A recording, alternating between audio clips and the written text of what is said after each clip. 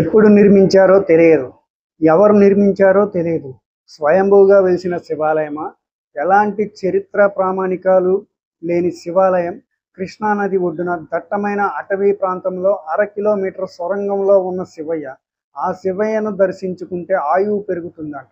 Hello friends, welcome to our channel Vihari. Friends, ఈ రోజు ఈ వీడియోలో మనం కృష్ణానది తీరంలో అత్యంత నిగుడంగా దాగి ఉన్న దైదా అమరలింగేశ్వర స్వామి దేవాలయం గురించి తెలుసుకోబోతున్నాం. ఆ దేవాలయాన్ని చూడబోతున్నాం. ఇది గురజాలకి దగ్గరలో ఇటు మాచర్ల రూట్ లో దాచేపల్లి నుంచి 19 కిలోమీటర్ల దూరంలో ఉంటుంది ఈ దేవాలయం. ఈ దేవాలయానికి గురజాల నుంచి రావచ్చు, ఇటు దాచేపల్లి నుంచి రావచ్చు, మిర్యాలగూడ నుంచి రావచ్చు. సో ఫ్రెండ్స్, ఈ దేవాలయ విశిష్టత వివరాలు, అసలు ఈ దేవాలయం స్వరంగంలో ఉంటుంది. ఎన్నో స్వరంగ మార్గాలు ఉంటాయంట ఈ దేవాలయంలో. అవన్నీ చూద్దాము ఎలా ఉంటుందో దేవాలయం. వెళ్దాం పదండి. ఈ దేవాలయం అటవీ ప్రాంతంలో ఉంటుంది. అటవీ అధికారులు టోల్గేట్ వసూలు చేస్తారు ఇక్కడ. ఫ్రెండ్స్, ఈ దైదా అమరలింగేశ్వర స్వామి దేవాలయం చుట్టూ దట్టమైన అడవి, ఒక పక్క కృష్ణానది ఉంటుంది. ఎంతో చక్కని ఆహ్లాదకరమైన వాతావరణంలో మరో కొత్త లోకంలో ఉన్నట్లు ఉంటుంది. ఈ స్వామి స్వయంగా వెలిసారా లేక ఎవరైనా నిర్మించారా తెలియదు. ఎప్పటి నుంచి ఈ స్వామి ఇక్కడ ఉన్నారో తెలియదు. ఎలాంటి చరిత్ర ఆనవాళ్ళు లేవు ఈ స్వామి వారికి. ఎవరు నిర్మించారు ఏంటి అనే అలాంటి చరిత్ర ఏమీ తెలియదు అనమాట ఎవరికి. కానీ స్థానికంగా ఒక చరిత్ర అయితే ఉంది. ఒక 85-90 సంవత్సరాల క్రితం ఒక పశువుల కాపరి పశువులను మేతకు తీసుకొని ఈ ప్రాంతానికి చేరుకుంటాడు. తనతో తెచ్చుకున్న అన్నం తిని నిద్రలోకి వెళ్ళిపోతాడు. ఏవో భజనలు కీర్తనలు వినిపించగా లేచి చూస్తాడు. అంతా చీకటి కళ అనుకొని మళ్ళీ పడుకుంటాడు. తెల్లవారే సమయంలో ఎవరో వచ్చి స్వామి దర్శనం చేసుకో, ఇక్కడ అమరలింగేశ్వర స్వామి ఉన్నారు, స్వామిని దర్శించినంత మాత్రాన ఆయుష్ పెరుగుతుంది అనే మాటలు స్వరంగం నుంచి వినిపిస్తాయి. భయపడి పశువుల కాపరి తన గ్రామానికి చేరుకొని తన వారికి వివరిస్తాడు. తర్వాత అందరూ వచ్చి చూస్తారు. స్వరంగ మార్గంలో ఒక తాడు సహాయంతో బిల మార్గంలోకి ప్రవేశిస్తారు. ఆ బిల మార్గంలో అనేక బిల మార్గాలు ఉండటంతో అందరూ వెతకగా స్వామి లింగ రూపంలో దర్శనం ఇస్తారు. అలా గుప్తంగా ఉన్న స్వామి ఆ పశువుల కాపరి ద్వారా బయట ప్రపంచానికి తెలుస్తుంది. నేటికి ఈ స్వామి ఈ ప్రాంతం వారికి తప్ప పెద్దగా బయట ప్రాంతం వారికి తెలియదు అనుకోవచ్చు. ఈ ద్వారము ప్రవేశ ద్వారం అన్నమాట. ఇక్కడ నుంచి స్వామివారి దగ్గరికి వెళ్ళవచ్చు. ఇది కృష్ణా నది మనం చూస్తున్నది. ఇంత కిందకి ఉంటుంది. ఇంకా కిందకి వెళ్ళాలి, స్వామివారిని చూడాలి.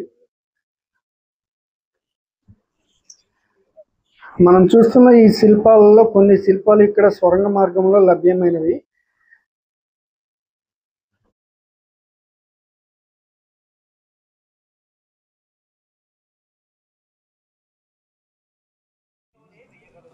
మనం చూస్తున్నది ఇదే స్వరంగ మార్గం. ఆ చిన్నది అందులో నుంచి లోపలికి వెళ్ళాలి. మొత్తం స్వరంగమే అన్నమాట, బిల మార్గము.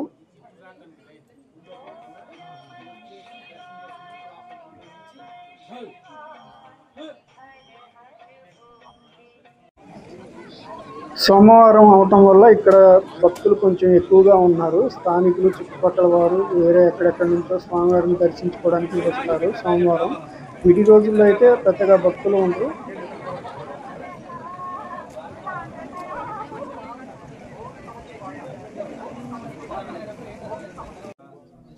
ఇప్పుడు మనం చూస్తున్నది లోపల బిల మార్గంలో అన్నమాట. స్వామివారిని చూడటానికి వెళ్తున్నాము. 1/2 కిలోమీటర్ పైగా ఉంటుంది లోపలికి. ఇక్కడ ఈ బిల మార్గం నుంచి మొత్తం 101 బిల మార్గాలు, స్వరంగ మార్గాలు ఉంటాయంట. ఎక్కడికి ఎటు వెళ్తాయో తెలియదు. చాలా వరకు అన్ని క్లోజ్ చేసేసారు, గోడలు కట్టేశారు అడ్డంగా. ఎవరు వెళ్ళి ప్రమాదాలు కొని తెచ్చుకోకూడదు అనే ఉద్దేశంతో.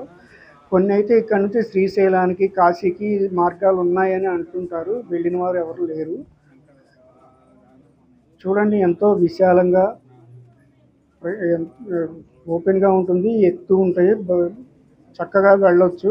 కొన్ని చోట్ల చాలా ఇరుకుగా ఉంటుంది, వంగి వెళ్ళాల్సి ఉంటుంది ఒక 2-3 చోట్ల.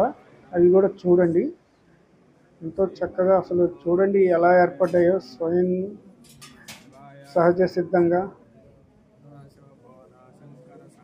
ఎంతో అద్భుతం కదా. ఆ రాళ్ళను చూడండి, లేయర్గా కట్ చేసినట్టు, వాటర్ ఫోల్స్కి కట్ అయినట్టు ఉంది.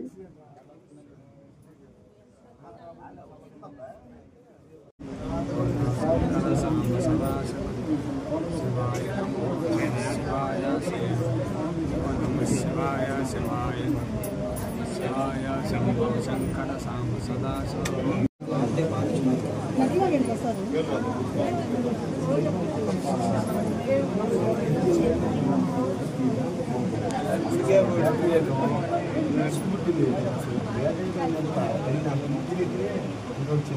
ఇక్కడ నుంచి స్వామివారిని దర్శించుకోవచ్చు. గేట్ లాగా ఉంది కదా, దాని లోపల ఉంటారన్నమాట స్వామివారు. మళ్ళీ వెనక్కి రావటం చూడండి. కొన్ని చోట్ల ఇలా కష్టంగా ఉంటుంది, వంగి వెళ్ళాలి, మోకాళ్ళ మీద నడుచుకుంటూ పాకాల్సి ఉంటుంది.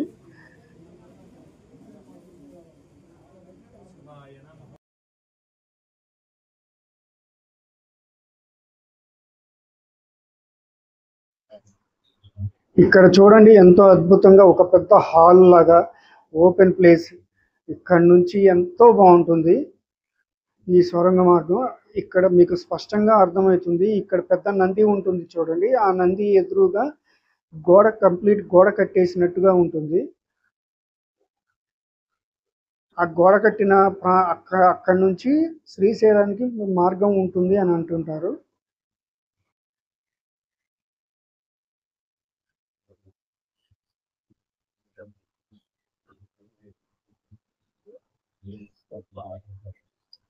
ఇటొక మార్గం ఉంటుంది. ఈ అమ్మవారి విగ్రహాల వెనక కూడా ఒక మార్గం ఉంటుంది. ఆ విగ్రహాలు ఉంటాయి. అది దాటుకుని వెళ్తే మళ్ళీ అవతలకి ఇంకా లోపలికి వెళ్ళొచ్చు. ఇక్కడ మీకు అర్థమవుతుంది, గోడ కట్టారు. ఇక్కడ నుంచి శ్రీశైలానికి దారి ఉంటుంది. ఇది ఎవరు వెళ్ళకూడదని చెప్పేసి గోడలు కట్టేశారు.